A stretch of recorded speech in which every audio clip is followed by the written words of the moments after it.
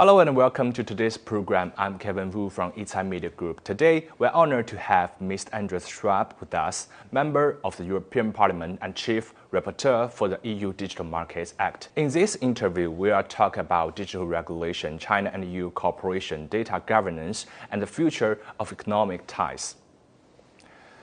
Mr. Schwab, welcome, and thank you very much for joining us today. Pleasure. The EU has long had strong influence in digital regulation, and frameworks such as Digital Services Act and the Digital Markets Act have also drawn close attention in China. As both China and the EU continue to develop their own digital governance systems, this is becoming a more important issue for both sides. Do you see room for deeper dialogue and cooperation in some areas? Well, first of all, I think it's very positive to observe that the Digital Services Act and the Digital Markets have had a very positive impact, not only on digital markets in Europe, but probably even beyond. And we are very happy about it because we believe that the underlying principles of these two laws are good for all mankind. So they are positive because they protect fair competition and they protect a fair functioning of digital market. What our belief is that what is forbidden offline has also to be forbidden online. And like that, we have a very basic logic that we want to apply with these laws. And for sure, we could have a further exchange on how this can be done best. What else do you have planned during your trip to China?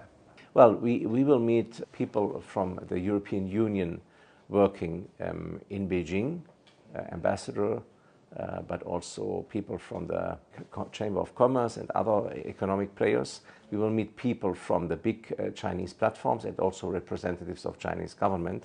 And we want to understand better the functioning problems and challenges of the cooperation in digital markets between the European Union and China. In your view, and two major digital markets, could China and the EU deepen exchange on platform governance and competition policy? Absolutely. Europe has been playing a very important role in shaping the rules for digital markets. We have been doing that at the beginning with a view to some very strong American gatekeepers. We now see also that Chinese gatekeepers are emerging just because of that huge size of the Chinese market. And therefore, we definitely see room for exchanging better and making our understanding deeper of how important it is, not only for Europe, but also for China to defend openness, freedom of competition, but also a level playing field where innovation can grow and not where big companies can close markets. The Digital Markets Act is nothing else than the continuation of existing competition policy rules, just with a change of burden of proof. In the past, it was a retrospective exercise to see as to whether competition policy rules have been neglected or badly interpreted. Now companies, but only the gatekeepers, only the very big companies, have to respect the rules in a very positive manner already ahead of schedule. That's no change if they were abiding by the European Union law before already. But if they haven't, they have now to make sure that their services are in line with the rules of the Digital Markets Act, which are the so-called do's and don'ts that are outlined in Article 5 and 6 of the Digital Markets Act. And they want to make sure that users can enjoy an open digital surrounding where product specifications are correct, prices are set up in a fair market manner, and there is no foreclosure of bottlenecks like app stores or like preferencing rules of own services. That's a bit in a nutshell what we want to achieve.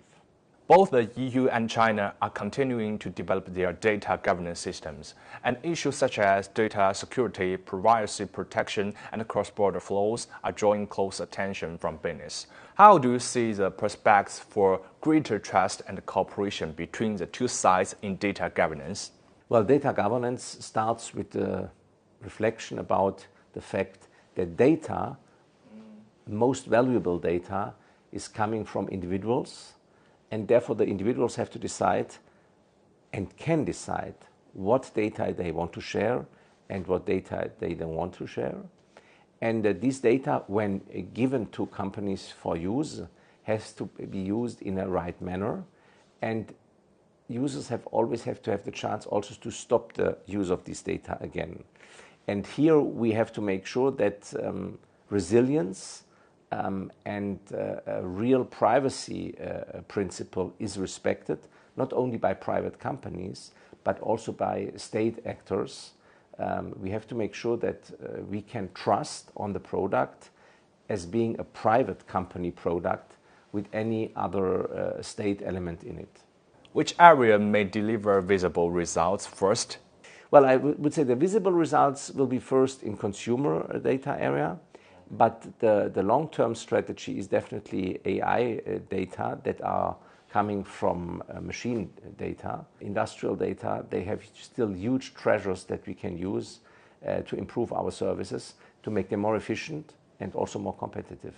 German and Chinese economic relations are once again receiving close attention, especially in areas such as green technology, advanced manufacturing, and the digital economy.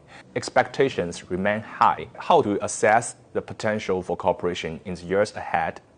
Well, the next phase of cooperation will definitely be in a global world, the change of energy, reliable grids, with energy provision that is going beyond the existing elements like crude oil and gas that will remain for a certain time, but at a certain moment should be overcome so that we can come to a CO2 neutral production that is really calculated in the same manner all over the world.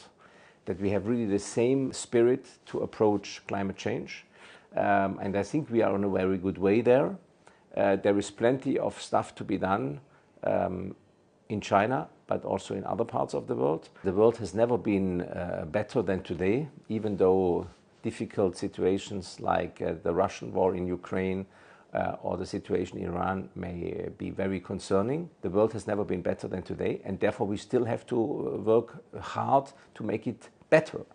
That's what we want to do in Germany with our closest friends like France, Italy, Spain, and others.